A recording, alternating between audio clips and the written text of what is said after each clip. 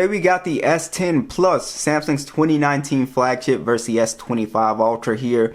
And this is always, fascinating to kind of look back at these older phones and see what we've gained and what we've, lost here. And so let's go ahead and get started here. The first thing that is going to stand out is the camera design. The cameras are, now on the left-hand side. They're much bigger, and you can see they're centered on the S10. And the S10 Plus display, or not display, but the back of this phone still looks really good. I really like the pearl color.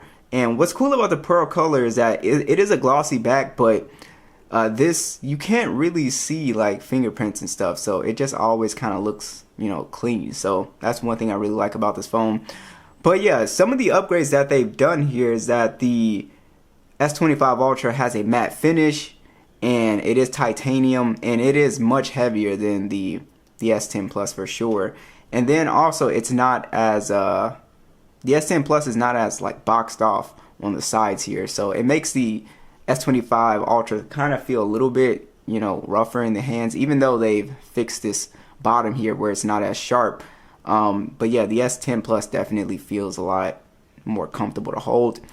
And yeah, so one thing you'll also notice here is in 2019 we still had the headphone jack, we still had the SD card support, and those things have been done away with.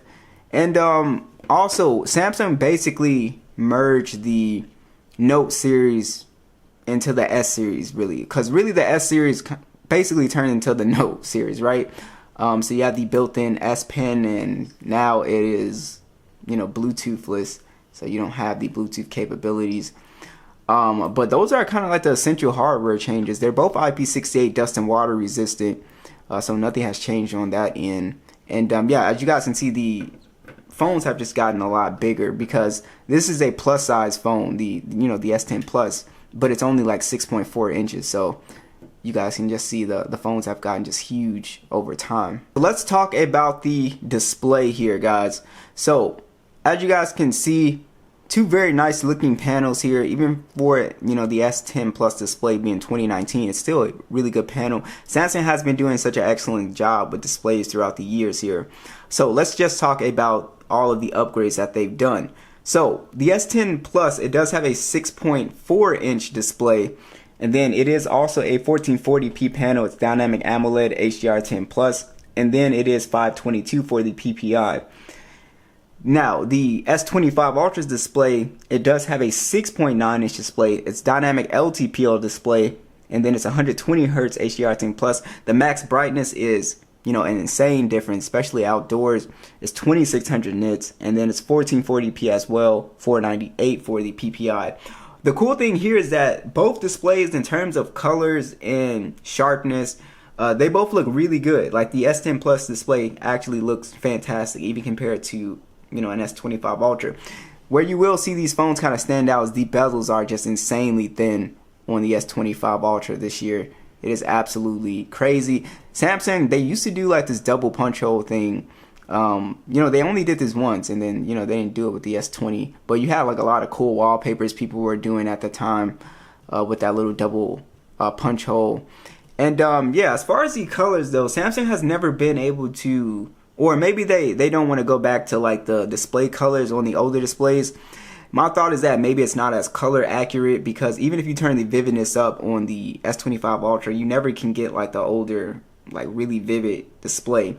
And it is what it is. But yeah, I do really like the display on the S10 Plus. It looks still really great for such an older phone here. But yeah, guys, those are the improvements. Some other small improvements is the anti-reflection coating on the S25 Ultra, which is kind of slept on, especially if it's like really, or you guys can kind of see that difference. It's just nowhere near as harsh. I don't even think the camera's really doing it justice. But yeah, it is a really cool thing to have. I really like the coating on here. Alright, so what about the performance here? So in Geekbench, you guys can see a massive score difference here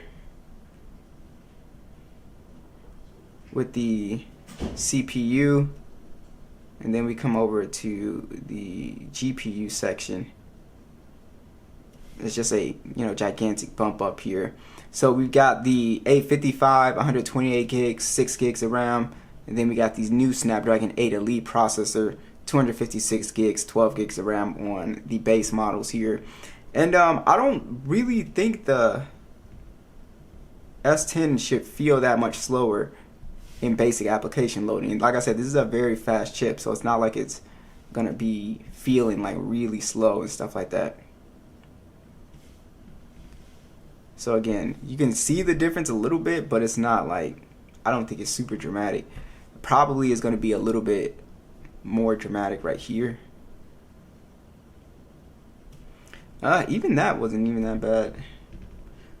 So like I said, I really like this chip. It stayed really fast even in 2025, and it's not really slow or laggy. It just, the real thing here with the speed is really the 120 hertz. It just feels like a night and day difference. Let's see if it actually is still playing Temple Run without lagging. Yeah, it's still playing Temple Run, no lag or anything like that. But yeah, 120 hertz makes a night and day difference here, especially when just doing like regular stuff like scrolling. But even this is still pretty smooth. Like I said, this phone is just still really fast, man.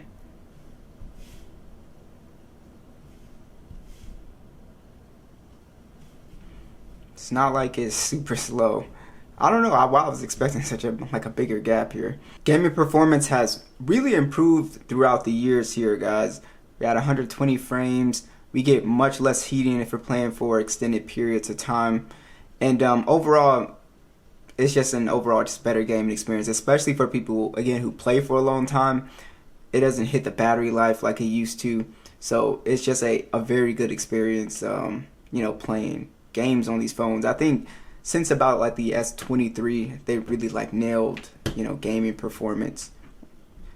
And let's see what the S10 Plus is still playing at. We can still play a smooth extreme. Let's see what we got. HDR. Oh, we still got HDR extreme on here. That's cool. It's still pretty smooth. This doesn't feel like 60 though. Hold on. Yeah, this feels like 60. Yeah, this is still playing pretty well. I wasn't expecting this to still play at HDR Extreme though. Let's check out these speakers side by side at max volume.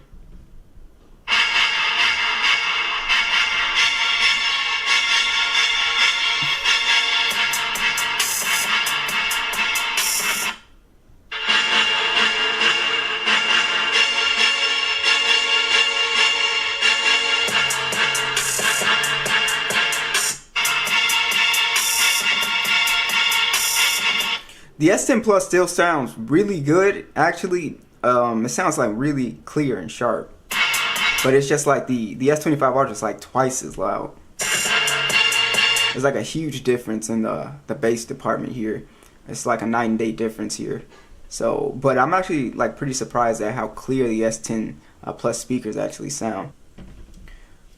Let's talk about the cameras here. So the cameras have gotten, you know, a huge update over the years here. So the S10 Plus actually has a triple camera setup. It's a 12 megapixel standard, a 12 megapixel telephoto that does 2 times up to 10 times zoom, and then you also do have a 16 megapixel ultra wide.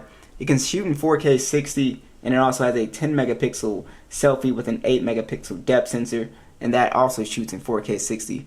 Now you have a 200 megapixel standard, a 10 megapixel telephoto with 3 times, and then you also have another 50 megapixel periscope telephoto with 50 times, and then that goes up to 100 times zoom. And then you also have a 50 megapixel ultra wide, and then you also have 8K 24 and 30 video with a 12 megapixel selfie that shoots in 4K 60.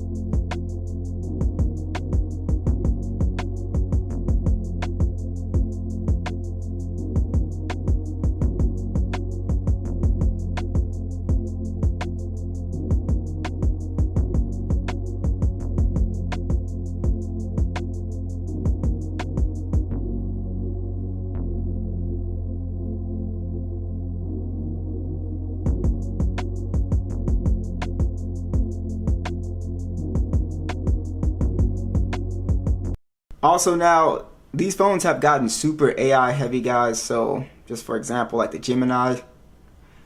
Hey, can you set in my calendar on the 20th to wash my car at 10 a.m.? Alright, I've added a calendar event for 10 a.m. Thursday, February 20th called Wash My Car. And sometimes the AI stuff is useful for kind of simple stuff. You got circle to search as well, which is pretty useful. And then also you have all the other kind of like little Galaxy AI features that they throw in there with the gallery app and translation and stuff like that. The only thing about this AI stuff is you are going to have to start paying for it. We don't know how much or what the actual features that you're going to pay for. So that's the only unfortunate thing. And to me in real life, it's not, really super useful anyway.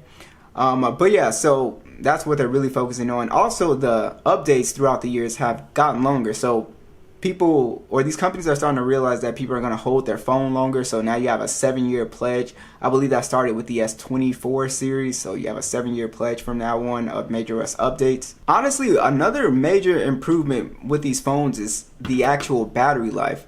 So the batteries, have gotten a lot bigger, over time, or not a lot bigger, but they have gotten bigger. So on the S10 Plus, you actually have a 4100 milliamp hour battery. This charges at 15 watts with wireless and reverse wireless charging. The S25 here has a 5000 milliamp hour battery, charges at 45 watts with wireless and reverse wireless charging. And the overall battery difference is it's a big deal, right? This really started to happen with the S23, Ultra series, and they've really gotten, hold of the battery life just due to more efficient processors, right? But yeah, the screen on time is like a 9-day difference, even if you like stuck a new battery in this phone. So what do you guys think? S10 Plus versus the S25 Ultra. What do you guys think? Be sure to let me know, and I'll catch you guys in the next one.